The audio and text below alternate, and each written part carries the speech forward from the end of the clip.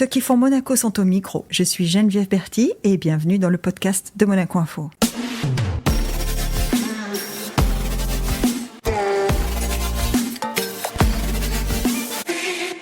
Notre invité du jour a su marquer les esprits à la force de son bras gauche. Ancien numéro 5 mondial, vainqueur de la Coupe Davis 91 dans une grande aventure entre amis, ce modèle de persévérance remporte 19 tournois, dont 9 en simple. C'est un homme passionné qui, avec son fameux franc-parler, nous passionne. Bonjour Henri Lecomte. Bonjour.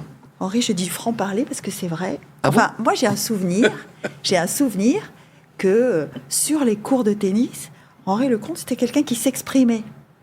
En tout cas, qui manifestait son humeur, son avis, parfois même assez drôle. Oui, parce que j'avais envie, et puis c'est ma nature, c'est mon caractère de pouvoir communiquer avec les gens, de pouvoir partager les bons moments, les mauvais moments. J'ai plein d'anecdotes, notamment un moment quand je suis à Roland-Garros, et puis tout le monde est évidemment dans les loges, il n'y a personne, ils sont en train de manger. Et puis toi, tu es en train de te galérer sur le central, tu es mené de 7-0 ou de 7-1, t'en peux plus, il fait chaud, et là... Et tout d'un coup, tu as les gens, ils arrivent, je dis, ça va, vous avez bien bouffé, c'est super.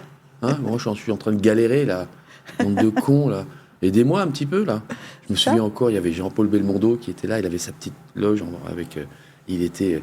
C'était un super fidèle, hein. Il était là tout fidèle, le temps. et puis il avait la tenue, il avait le blouson, les lunettes de soleil comme Peur sur la ville. Oui. J'ai l'impression qu'il venait de tourner le film, et qu'il est là, qui me disait, allez Henri, vas-y. Puis à un moment, je dis, Jean-Paul, aide-moi, elle fait quelque chose. Puis voilà. Mais j'étais comme ça parce que, pour moi, ça a toujours été, c'était un peu comme comme une pièce de théâtre. Ouais. Tu sais, tu partages avec les gens. C'est ça.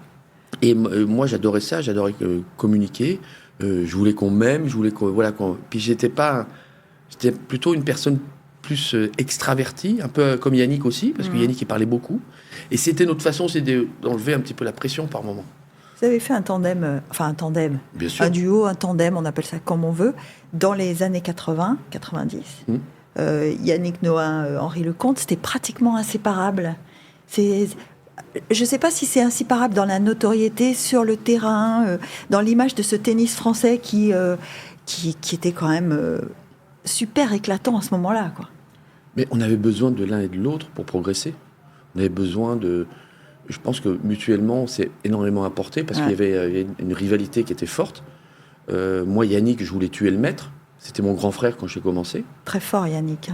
Il avait une personnalité physique, une emprise. Quand il rentre dans une pièce, voilà, quoi, c'est Yann. Oui. Donc, moi, j'étais derrière, un petit peu comme au départ, le petit poisson, tu sais, le requin, puis tu sais, le petit poisson qui est juste en dessous, mais qui le suit, et qui dit, il y a un truc qui tombe, je vais le bouffer, toi. Donc, moi, j'étais un peu comme ça. Et puis après, je me suis affirmé aussi dans ma personnalité, ce qui était important aussi, de ne pas être mangé par le gros requin. Et le moment le plus fort, c'est quand, après, ça a été une vraie compétition, mais qui était à la fois dure, mais saine. Parce que l'amitié, il y avait de l'amour. Ouais, c'était de l'émulation plutôt. Ouais, et c'était... bien sûr, quand on s'est rencontrés à Roland-Garros, ce fameux match où il y avait 50% de compte, 50% de Noah, ça a été fort. Et puis c'était un gros match, parce que moi je gagne en 5-7. C'était pas... Voilà, c'était... Mais quand Yannick il me le dit, à un moment où je suis content, j'ai perdu contre un pote. Non, il n'est pas content. Non. On n'est jamais content. content de perdre. Non, puis même... Et souvent, quand on a quelqu'un qu'on connaît bien, on dit, c'est pas grave sur le moment, mais après, on se dit, quand même, j'ai lâché prise. Et puis après, c'était une rivalité qui a été hyper positive. Parce qu'on ne le dit pas assez souvent, mais le tennis, c'est probablement un des sports qui demande le plus de ressources mentales. Tenir sur le court, quand tu dis lâcher prise, comment j'ai pu lâcher ? On se rend compte que vraiment, ça tient à rien de perdre un point, de le gagner, d'aller au bout. On parle aussi de la peur de gagner sur le terrain, sur le court. C'est quand même un sport le plus dur. Tu es seul, tu as 15 000 personnes, tu as un adversaire, tu dois gérer tes émotions. Il y a le court, il y a aussi le temps il fait beau, il fait pas beau, le vent. Et donc tout ça est à gérer, tout avec une préparation aussi physique importante. La préparation mentale, on n'avait pas. Hein. Et encore aujourd'hui, ça met un peu de temps.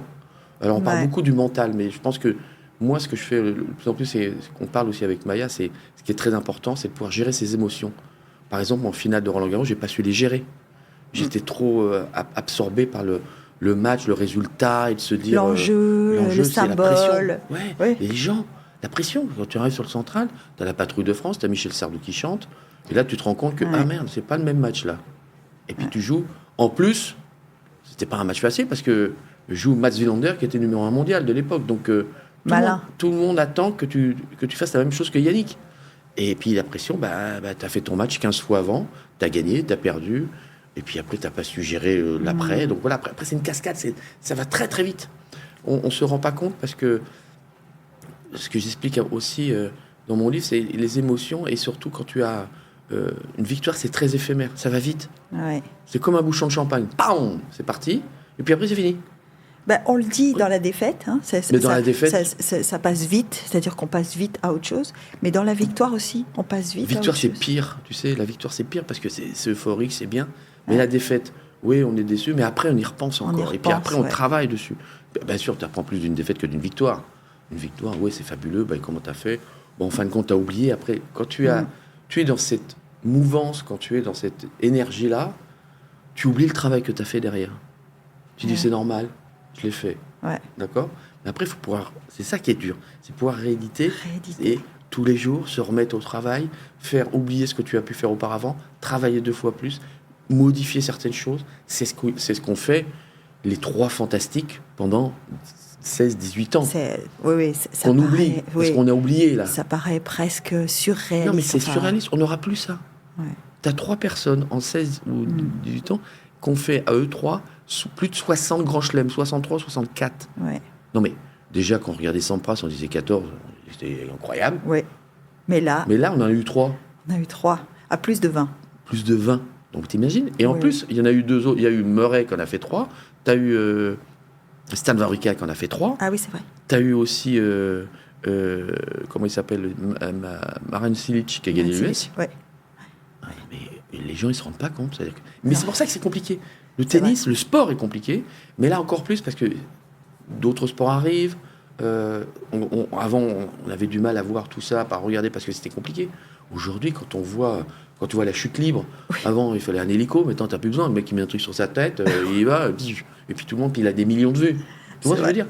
Dans tous les domaines. Mais c'est pas grave, mais ça fait avancer le sport, ça fait avancer aussi le monde, ça permet aussi à nos enfants de pouvoir avoir une autre passion.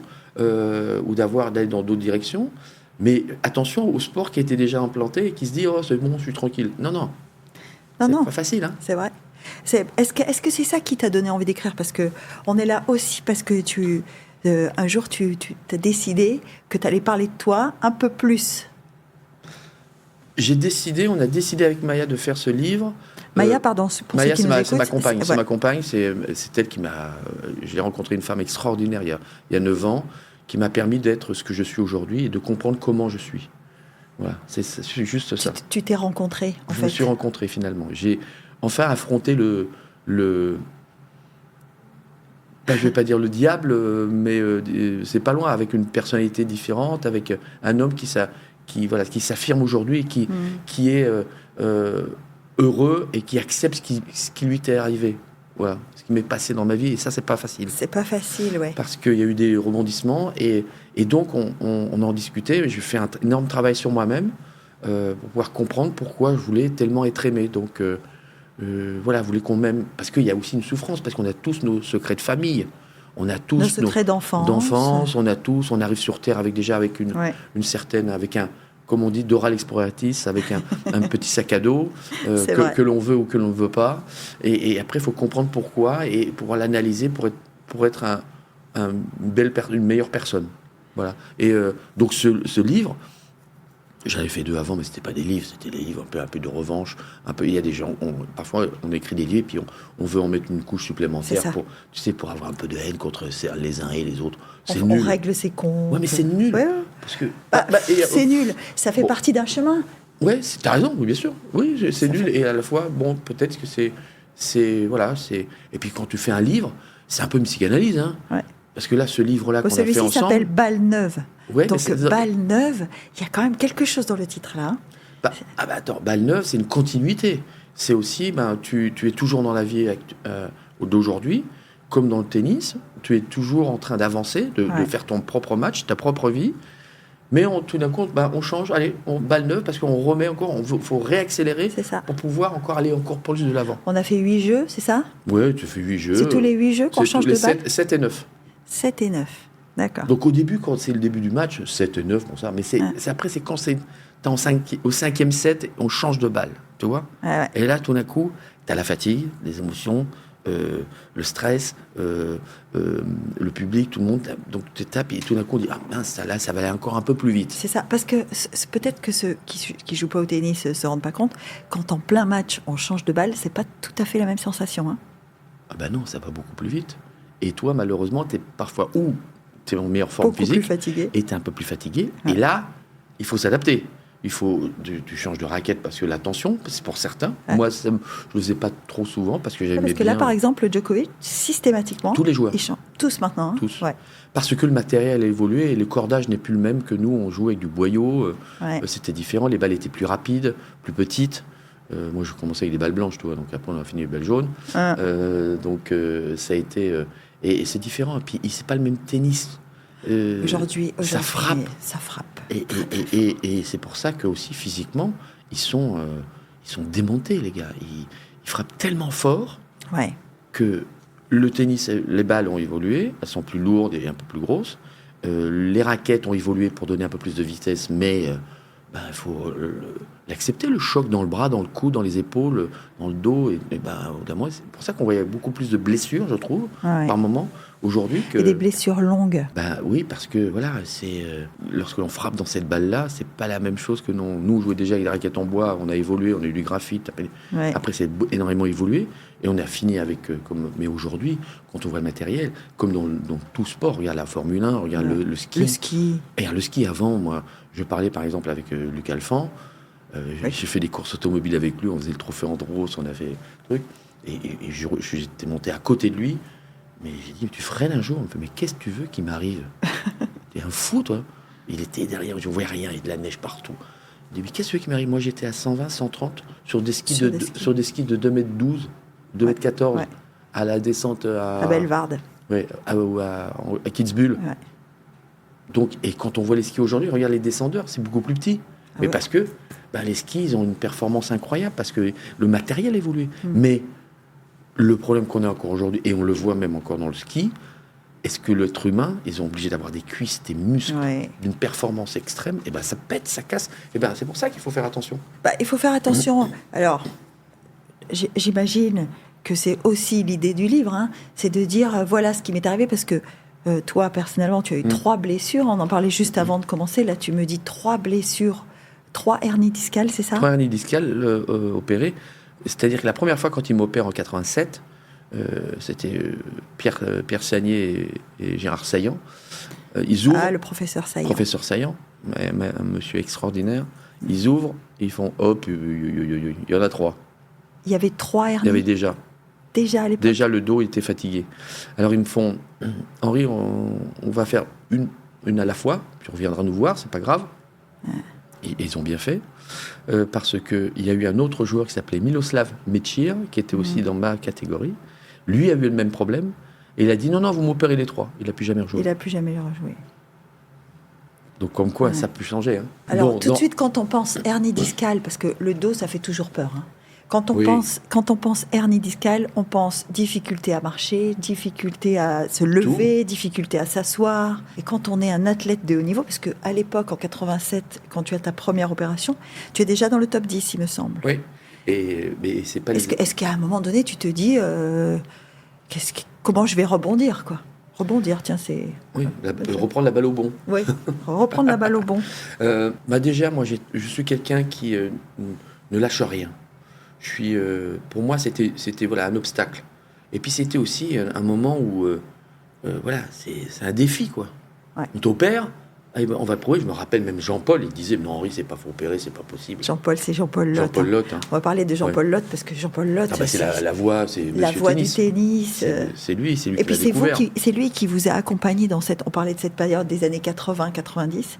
C'était le consultant à l'époque du tennis. Et puis c'était le directeur technique Et national. le directeur technique national, c'est celui qui vous a accompagné sur cette route quand même. Oui, qui m'a accompagné. On reviendra un petit peu sur ça, mais pour revenir un petit peu sur le dos, Ouais. ça a été terrible, mais c'était le début des années 80, on n'opérait pas souvent du dos.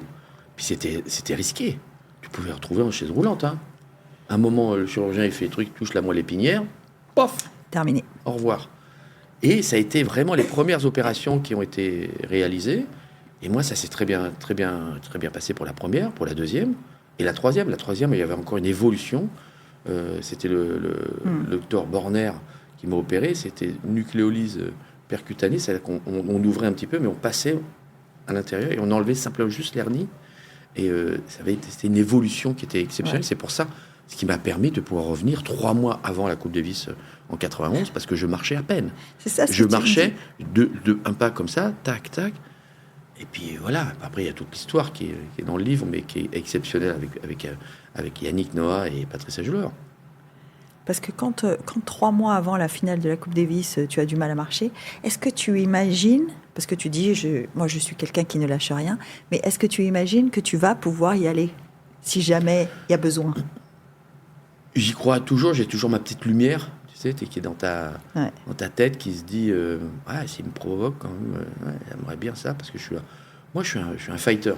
Donc, à la limite, que je suis dos au mur, je suis encore plus dangereux que normalement, quoi. Parce que tu te révoltes. Je me révolte. Donc, et puis, ça a été le moment avec Yannick et Patrice. Ils me disent, tu viens à Pau, on joue la demi-finale contre les Yougoslaves, et tu vas venir encourager les copains. Tu viens nous voir. Puis viens nous voir. Moi, je marchais à peine, toi. J'ai du mal à jouer. J'avais mal au dos encore. Ça allait pas. Je venais juste de me faire opérer. Et puis, je les mets, je suis debout. Et puis après le match, on gagne.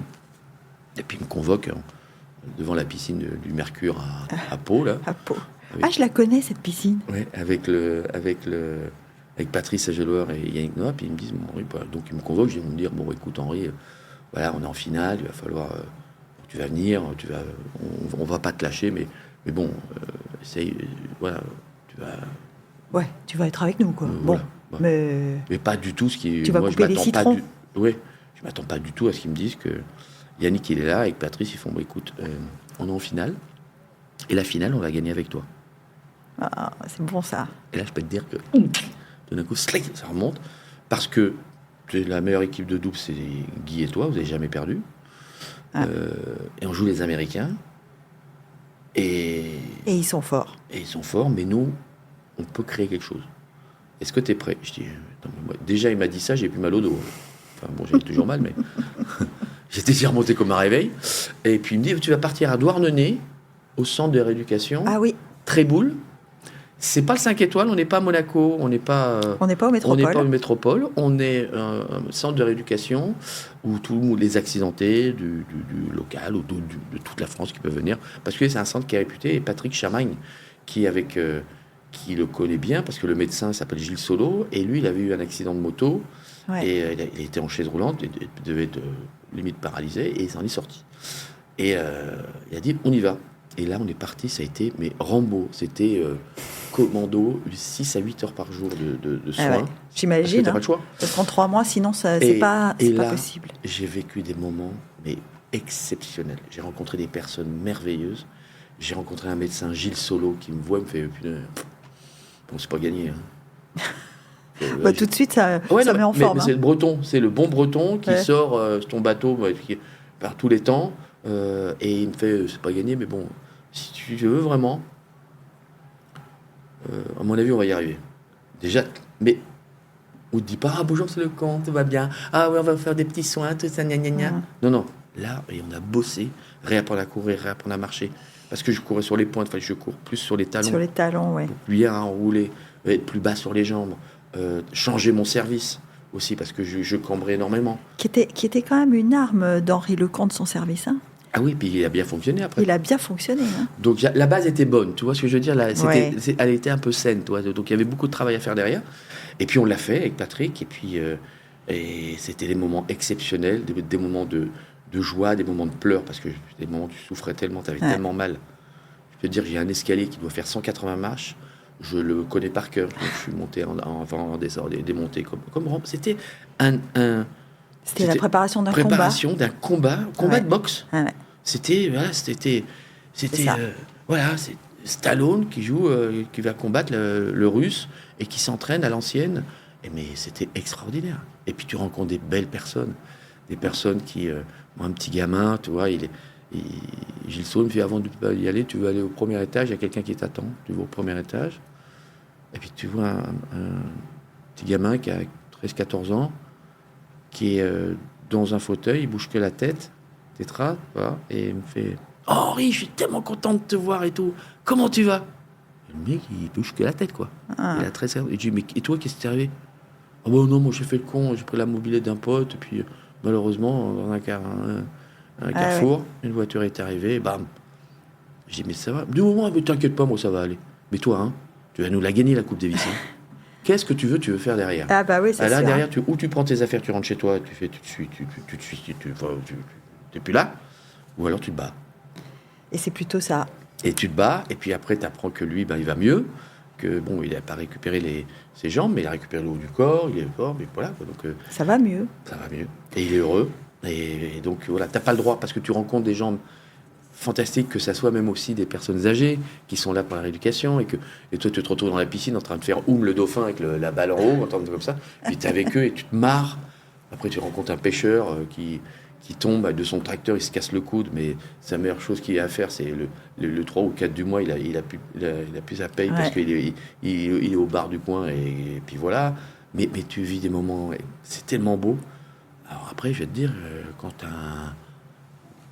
as quelque chose en tête, tu y vas, quoi.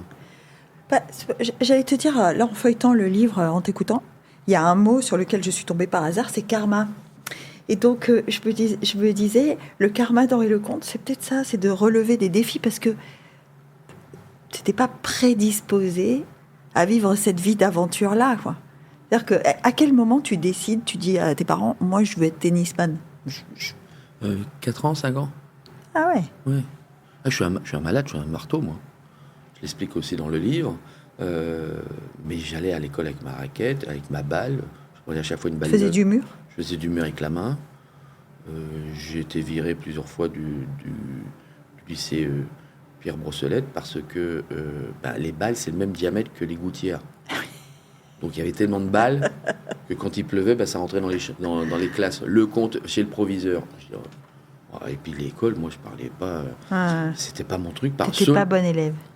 Si, bon, mais disons, j'étais à côté du radiateur, je me marrais un peu. Lorsqu'il y avait une rédaction libre, sujet libre, je prenais un 17, un 18 parce que je parlais tennis. Et les profs, ils disaient c'est merveilleux. Puis les autres, non.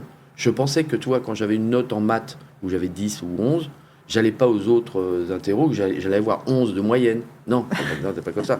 Donc, et une professeure principale, une femme, qui dit à mes parents, écoutez, votre fils, je l'ai, je crois que c'est prof de français, je l'ai, il est extraordinaire quand il commence, et en plus, les fautes, ça va, mais il pense qu'au tennis, quoi. Il pense qu'au tennis. Il faut essayer quelque chose.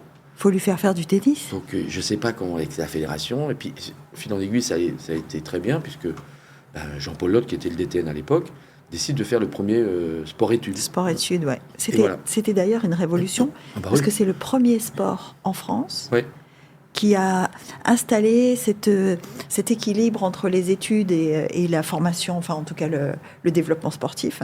Ça a servi de modèle. C'est-à-dire que les centres de formation de football qui sont maintenant légion sont nés après. Ils sont nés de ça. Le tennis a montré la voie quand même. Le tennis, et puis surtout on a eu la chance d'avoir un institut qui s'appelle l'INSEP, Institut National des Sports, et c'était les premiers sports-études, et on s'est tous retrouvés avec tous sports confondus. Ouais. De l'escrime au judo, à l'athlétisme, on n'avait pas le foot encore, c'était pas encore le foot. Non, il n'y avait pas encore le foot. Et ça a été des moments extraordinaires. Donc, et puis, j'ai eu cette chance, comme je jouais assez bien au tennis, jeune. Bon, ça allait un peu en dehors du cours à l'époque, hein, ça volait un peu, il fallait que ça rentre un peu plus. Je décrochais les bâches, et il y a eu un monsieur qui s'appelle Jean-Paul Lotte, et dit on va prendre Henri Lecomte à l'INSEP. Et voilà le début. Est-ce que ça... Alors, tu as parlé de Guy Forget, tu as parlé de Yannick Noah, tu as parlé de Patrice Agelois, tu as parlé de Jean-Paul Lotte.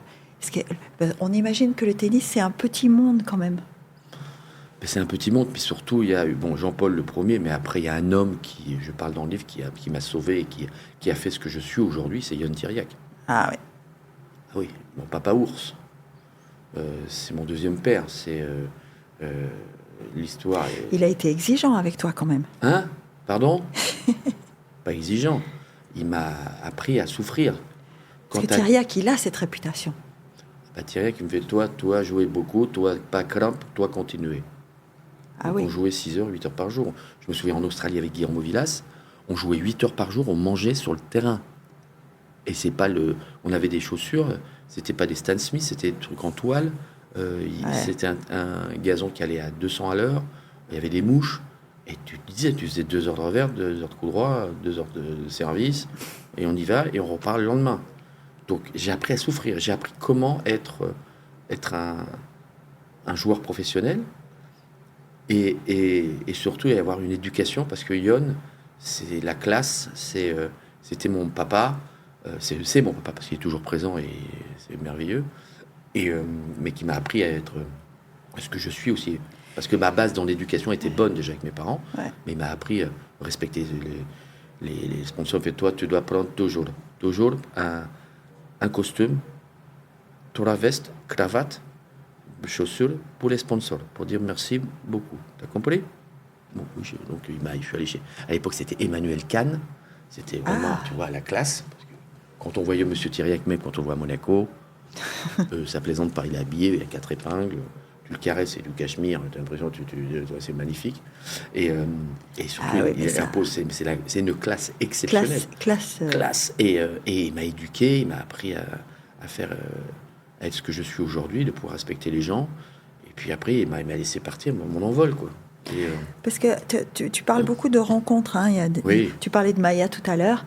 Est-ce que tu penses que tu as toujours été ouvert comme ça aux gens qui ont traversé ta vie et qui ont pu déclencher des choses chez toi? Parce qu'on sent, hein, tu parles de tous ces gens dont tu parles, on sent qu'ils ont fait, tu dis, ils m'aident à être ce que je suis. Donc ça veut dire que tu as une prédisposition pour laisser les gens entrer. Alors, c'est pas facile quand on fait un sport individuel et qu'on est obligé de croire en soi. C'est pas facile de se remettre en question. Ou en tout cas d'accepter qu'on puisse avoir des influences comme ça. Oui, mais comme j'explique dans le livre, au départ, je voulais qu'on m'aime. Ah ouais. Donc, je suis plutôt, tu vois, c'est la grande baleine qui ouvre sa gueule comme ça. Aimez-moi, puis je prends tout le monde. Ouais. Les bons et les mauvais. Les bons et les mauvais. Et c'est pour ça que j'explique aussi les rencontres dans ce livre, qui parfois, tu fais des bonnes rencontres, tu fais des mauvaises rencontres, qui te font comprendre, évoluer dans ta vie. Mais ces rencontres-là, tu peux pas sauver le monde. Moi, je voulais sauver tout le monde. Quand une personne rentre dans ta vie, qui a une addiction, qui va dans une autre direction, où tu la suis et tu sombres, je serais certainement plus là aujourd'hui.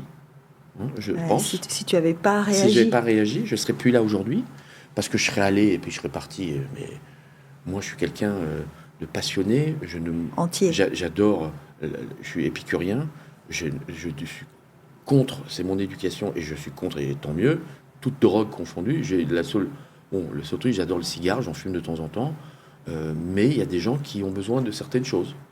Et alors, imagine déjà, moi, ma personnalité, comme je suis avec le peps que j'ai, si je prends un excitant. Je suis pas là, je suis fini, je suis mort.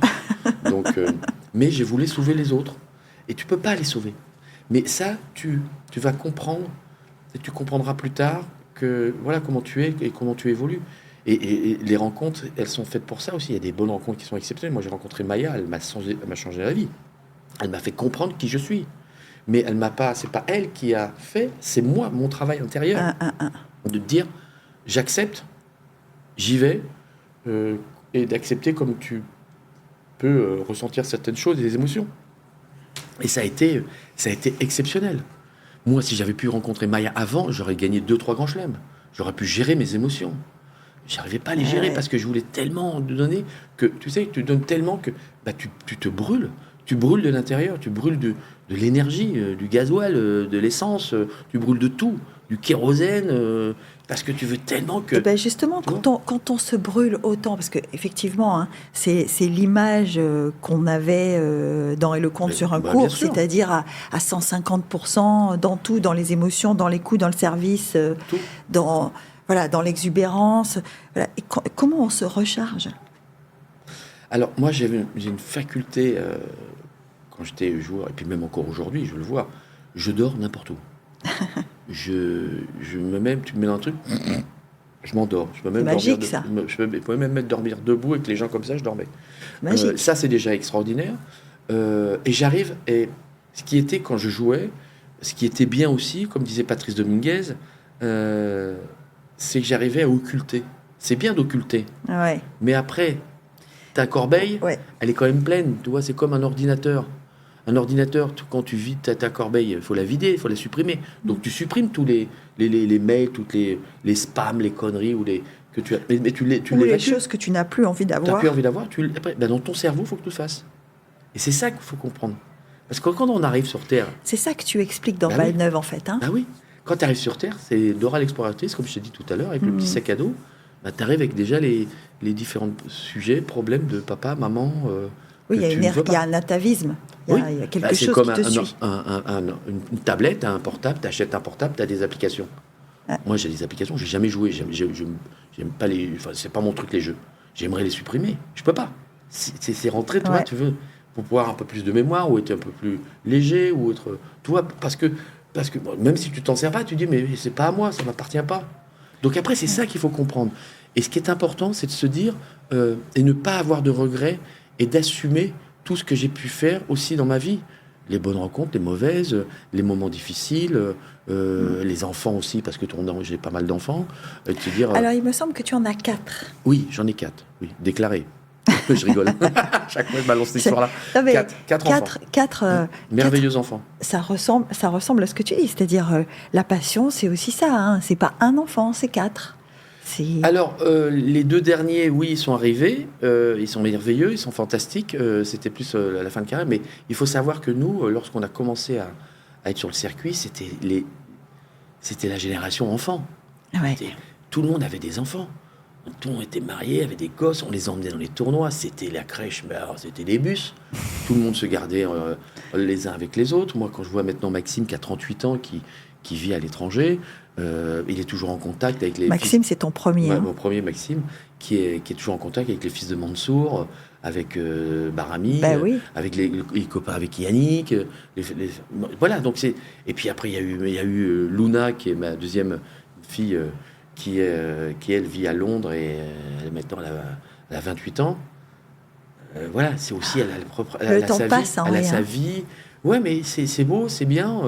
Ils ont leur propre vie, ils s'éclatent. Puis après, tu as les 2 petits. Alors, les 2 petits, j'en ai une de 17 ans, une fille, elle, à l'école, ça va. C'est beaucoup les réseaux, tu vois ce que je veux dire. Plusieurs comptes. Même plusieurs comptes. Avec des filtres. Avec des filtres, avec des photos parfois un peu... Bon. Mais voilà, il faut s'adapter. Et puis, j'ai un fils qui a 19 ans. Alors là, il est à la recherche. Allez, c'est compliqué. Moi, j'ai dit toujours, la pomme ne tombe pas très loin de l'arbre. Oui, donc la recherche. Mais il a une passion, mais voilà. Bon, il est intelligent, il va trouver sa voie, mais ça met un peu plus de temps, parce que c'est pas évident aujourd'hui. C'est compliqué pour eux. Ils ont lu ton livre ? Je leur ai donné, mais j'espère qu'ils l'ont lu, oui. Non, parce que est-ce que avec eux, tu as ce rapport alors évidemment pas le même qu'avec Maya, mais est-ce que avec tes enfants, tu as eu ce rapport de discussion de ça c'était bien, ça c'était pas bien Moi, j'ai retranscrit un petit peu l'éducation que j'avais eue avec mes parents. Je suis quelqu'un de gentil, comme tu peux voir, adorable, tout ça, mais je suis strict. Il y a des choses qu'il faut pas faire. T'es un papa sévère. Je suis un papa sévère. Moi, je suis un papa, bonjour, au revoir. Si ça, t'arrives en retard, c'est pas bien. Donc, il y a une base. Il y a une base qu'il ne faut pas déroger. Ça ne rentre pas dans mon cursus. Tu vois ce que je veux dire ? Donc, ils sont très, très bien éduqués.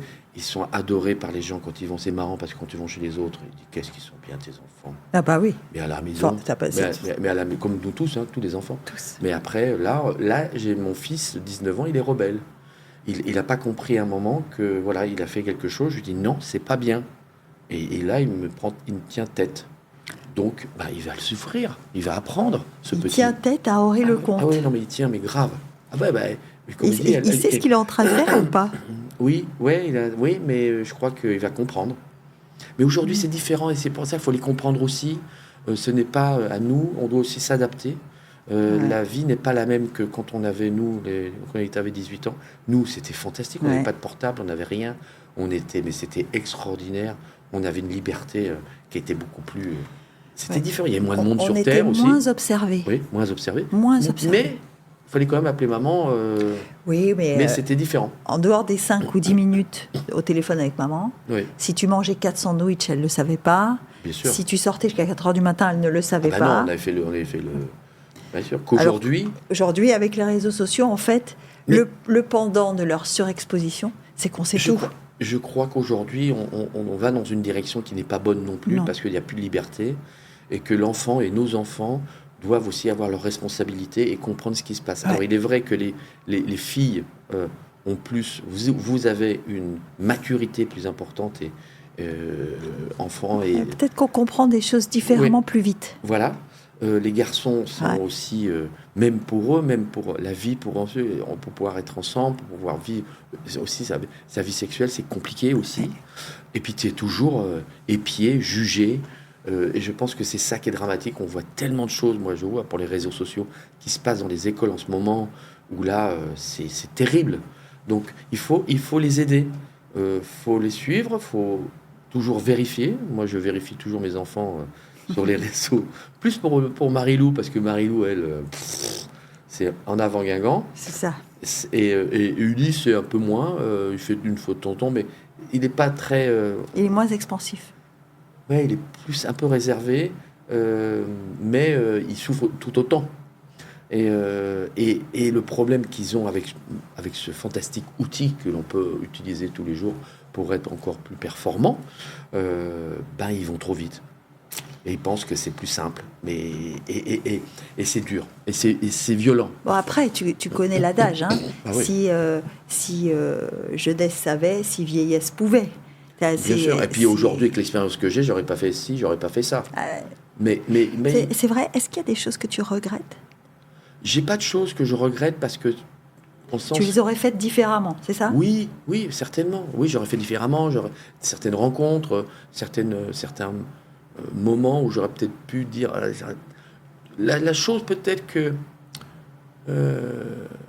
ça a été le choix à un moment. Toi, j'ai eu Nick Bolitieri qui m'a demandé de venir chez lui, et j'ai dit non. Un moment, quand j'étais parti chez Yon Thiriac avec Yon, j'ai dit non pour des raisons en plus vraiment personnelles et de l'époque, parce que non, la personne avec qui j'étais ne voulait pas aller aux États-Unis ou tout ça.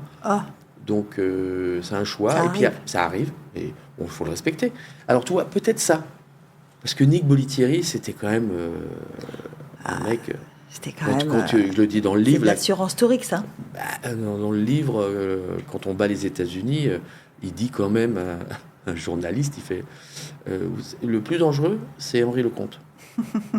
Parce qu'il ne sait pas ce qu'il fait. Mais c'est un peu vrai. Alors oui, est-ce que tu considères que tu étais doué? Bien sûr que j'étais doué, mais il faut travailler 2 fois plus pour contenir et être encore plus performant. Et celui qui l'a compris le mieux au monde, c'est Roger Federer, que j'appelle James Bond. C'est James Bond, Roger. Après, t'as Novak Djokovic, c'est Nolé, c'est le Joker. Et puis t'as Terminator qui est Rafa. Mais Terminator, on a besoin même d'être un peu d'huile dans les rouages, là. À mon avis, on est sur la fin. Mais c'était des joueurs... Et c'est des joueurs exceptionnels. Et Roger, il a compris tout de suite que pour pouvoir jouer aussi fort, il faut travailler 2 fois plus.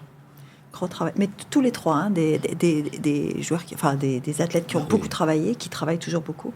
Là, on voit Rafa se battre pour essayer de revenir, alors qu'on sent bien que son corps est un petit peu récalcitrant. Mais Oui. C'est justement, quand tout à l'heure, je t'ai dit, est-ce qu'il y a des moments où tu regrettes la décision, quand tu décides d'arrêter ta carrière? Tu dis, j'ai lu quelque part que tu as dit, jusqu'à présent, j'étais joueur de tennis, maintenant, il va falloir que j'ouvre un nouveau chapitre. Est-ce que c'est difficile d'arriver au moment de dire... Ce chapitre-là, pour moi, est terminé. C'est dur, parce que c'est une petite mort. Hein. C'est une vie. C'est avant 50 ans, c'est une première vie, et après c'est une autre vie. Et, Combien de temps de carrière en comptant les jeunes années? C'est-à-dire que tu as... j'ai fait 80, 96, 16 ans. Ouais, 16 ans. Avec 16 des hauts ans, et des bas. 16 ans, C'est long.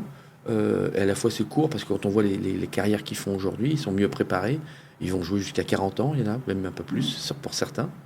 Nous, moi j'ai arrêté à 33, l'âge du Christ. 33, c'était jeune hein, quand même. Ouais. Mais après, c'est ça qui est dur. C'est que tu arrives à un moment, tu dis, tu arrêtes, tu fermes la porte, tu as la petite mort. Alors tout le monde t'invite pendant 3 semaines à toutes les radios, toutes les émissions. C'est Dieu. Tu parles de toi, c'est Dieu. tu parles de ta carrière. Et puis 3 semaines après, ça sonne plus le téléphone. Et là, c'est dur. Et là, c'est compliqué. Alors moi, j'ai une chance au départ assez fantastique, c'est que je suis passé tout de suite de l'autre côté de la barrière. J'ai travaillé avec France Télévisions. Ouais. Donc on m'a toujours, ma voix est restée, on m'a vu, j'ai pu faire certaines choses. Oui, puis tu avais un capital que tu as gardé d'ailleurs. Hein, on parlait avec notre attaché de presse juste avant. Quand tu fais une séance de dédicace, il y a du monde. Il y a des gens qui te posent des questions. Enfin, tu es resté très présent dans la mémoire collective du public. Mais c'est important parce que à la fois, moi j'ai une relation avec le public d'amour. Je t'aime, moi non plus. Et moi je suis quelqu'un de populaire. Je suis quelqu'un, moi je m'adapte avec tout. J'ai eu la chance d'avoir Monseigneur qui est venu hier soir, et je vais voir une autre personne qui peut nettoyer les toilettes. Je parlerai, voilà, certes, mais voilà, je les respecte. Ouais. Je respecte tout le monde parce que je suis, voilà, humainement. C'est ton capital, en fait. C'est mon capital et j'aime les gens. J'aime les gens. Et quand ça va pas et je suis fatigué, je reste à la maison où je m'enferme pendant 2 jours. Je parle pas parce que je suis quelqu'un qui partage, qui parle tout le temps. Donc c'est de l'énergie que tu brasses. On va pas dire du vent, mais tu brasses quoi. Donc à un moment, tu dors, tu te recharges les batteries et puis tu repars. Mais je sais que ma vie, même ma vie d'aujourd'hui, ce que je fais avec beaucoup d'interventions dans les entreprises, sur la motivation, la gestion des émotions. Parce que la gestion des émotions, ça, c'est surtout ça. Ça revient beaucoup. Oui, parce que les gens n'en parlent pas. Alors, on parle beaucoup du mental. Mais de la santé mentale, c'est... La santé mentale, mais il faut pas oublier une chose, c'est que, regarde, on a aussi, malheureusement, regarde, Michael Schumacher, qui est là, qui est devenu un légume, qui vit. Pourquoi il vit? Parce que son cœur bat.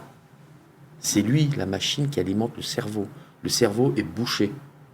Certes, on est une machine extraordinaire, une machine de guerre, le corps humain.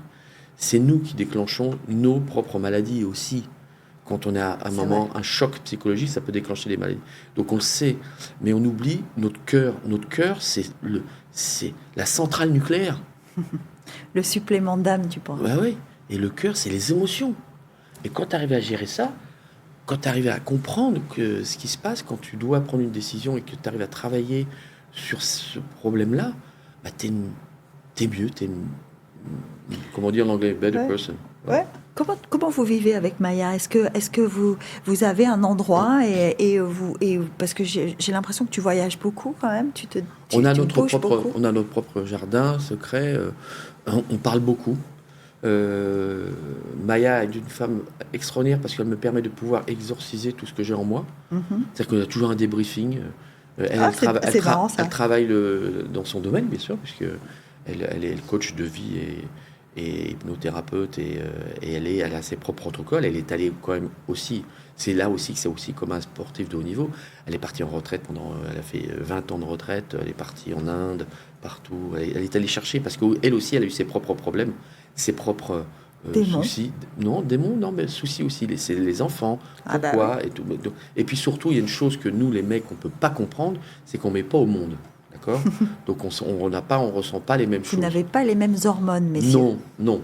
Donc et on a instauré tous les jours, on fait quand moi je reviens, comment s'est passée ta journée, la tienne aussi, puis on parle pendant 1 heure de tout, de rien, mais c'est fantastique parce que ça te permet de pouvoir vider ta corbeille. Et quand tu as un souci, quand tu as un problème, tu parles, on en discute, tu dis voilà, c'est ça, mais non, ça va aller, t'inquiète pas, on va trouver ça, on va trouver ci. Tu dors. Tu vides la corbeille et peut-être, de ce que je comprends, tu mets aussi de l'ordre dans les dossiers de la journée, tu mets aussi de l'ordre dans... Oui, tu les ranges. Tu les ranges, ouais. Parce que parfois, ça se croise. Ça fait un peu... c'est un peu la guerre. Mais c'est aussi, tu sais, on s'est trouvé, voilà. C'est deux personnes qui se sont trouvées, on a le même âge, on a nos enfants, parce qu'à deux, on en a 6. Ah bah oui. Enfin, Donc, déjà, quand tu arrives avec 4, tu vas augmenter le nombre. Ça, c'est oui, sûr. mais là, on en a 6, donc on en a 2 qui sont à Dubaï. Mon fils est à Dubaï et sa fille est à Dubaï aussi, qui est aussi dans le spectacle. C'est drôle, ça. Ouais, c'est marrant. Ils se connaissent très bien et tous les enfants s'adorent. Ça, on a une chance inouïe. Et puis après, les autres. C'est une vraie chance. Et ma fille est à Londres, Luna. Ouais. Et puis après, son fils est à Paris et moi, les deux autres sont à Paris.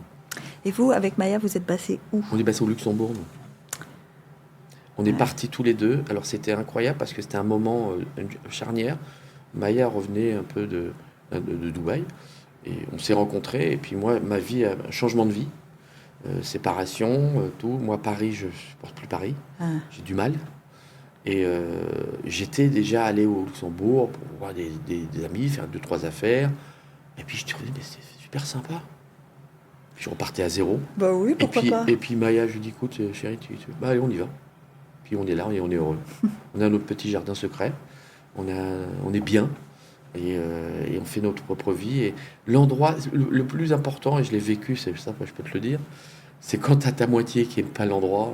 C'est dur. C'est compliqué. Hein. Ouais, c'est compliqué. Et là, tu rentres dans une période très difficile. Et tu es... il faut être bien. Quand tu rentres dans ton appartement, c'est un cocon. Voilà. Ouais, ta maison, il faut qu'elle soit... Ouais. Et ça, c'est tellement important. Alors, on a retrouvé ça, bien sûr, avec malheureusement ces 2 ans qui nous ont bouleversés tous. Ça, mais on l'avait perdu. Les gens voulaient consommer.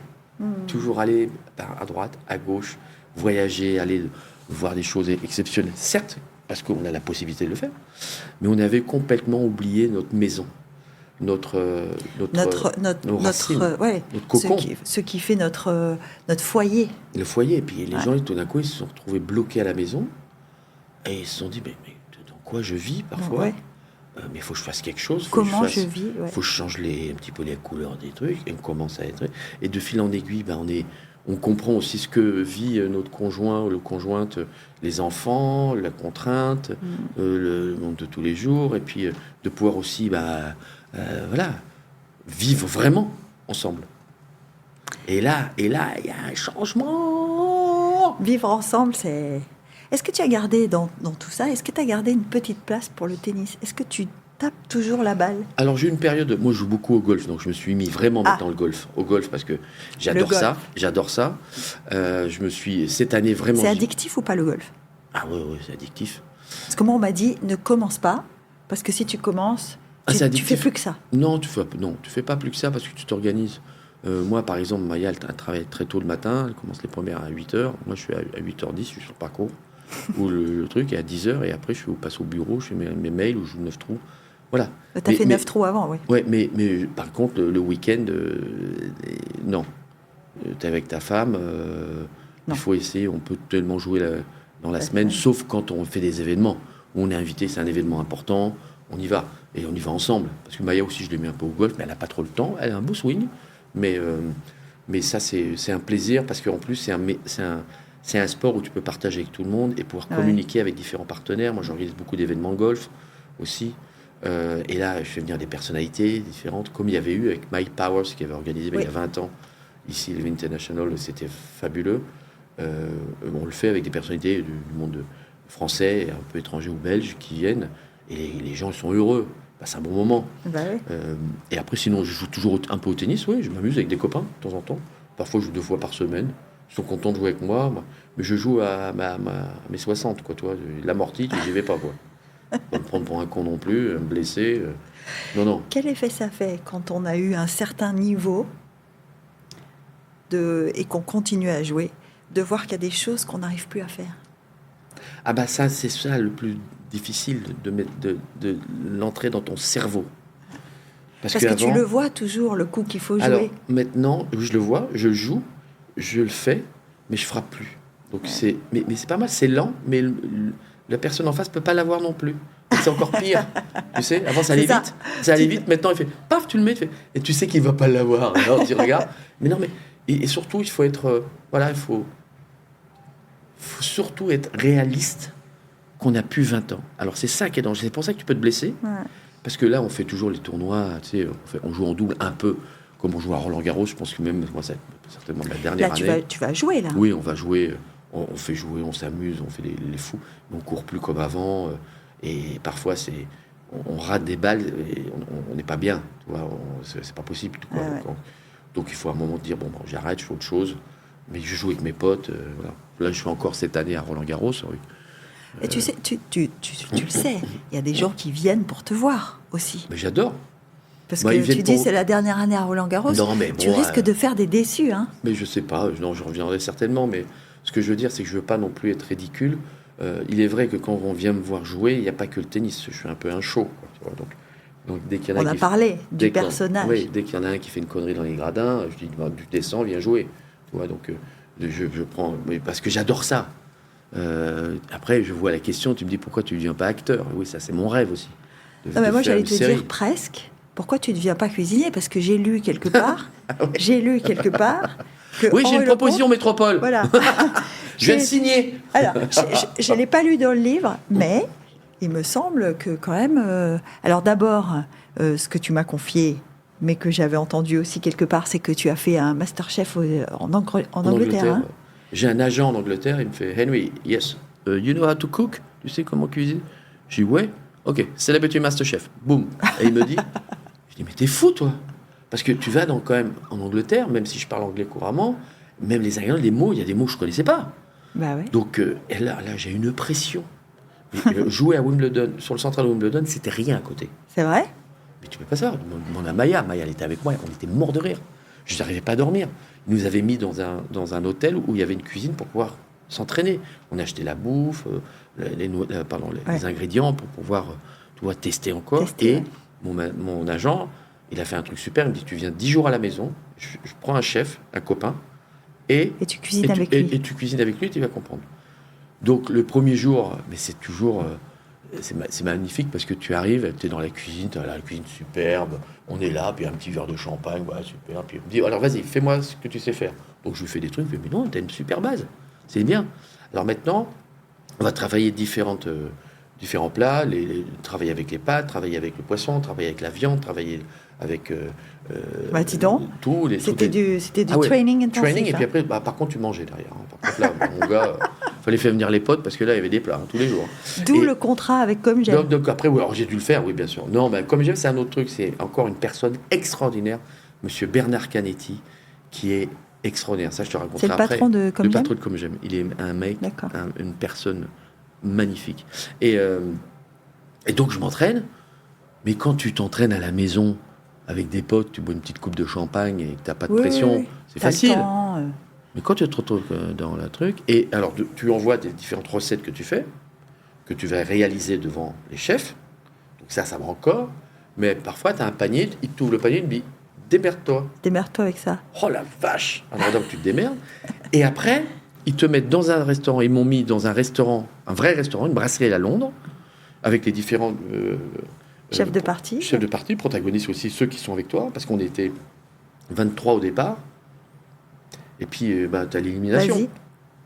Et donc, moi, je me suis retrouvé dans un restaurant, comme chez Pierre, ici à Monaco, qui est un homme d'une gentillesse extraordinaire, qui est fabuleux, parce que je l'ai rencontré il y a plus de 20 ans.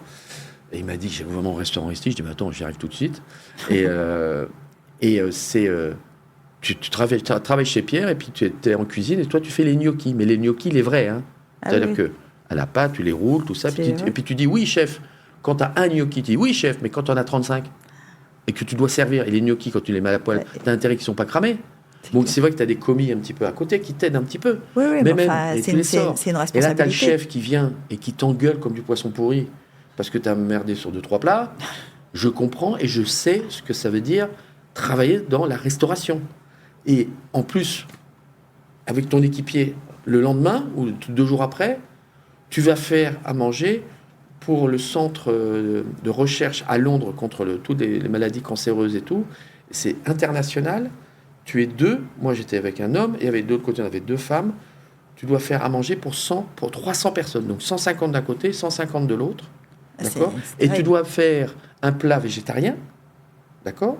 Parce qu'il y en a qui ne mangent pas de viande. Et tu fais un buffet. Et là, tu rentres dans une pièce et tu as du poisson, de la viande, tout ça. Tout a marché. Et toi, tu décides vite ce qu'on fait. Je dis, nous, on fait poulet et agneau. Paf, plus facile.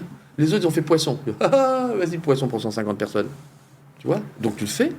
Et tu fais des portions à la fois quelque chose. Donc, ils se servent, c'est un buffet. Bah oui, donc ça oui, va. oui, bah oui. Et puis, on voit après, ils font la note et on voit lequel a été plus apprécié par tout le monde. Donc, ils mettent des notes.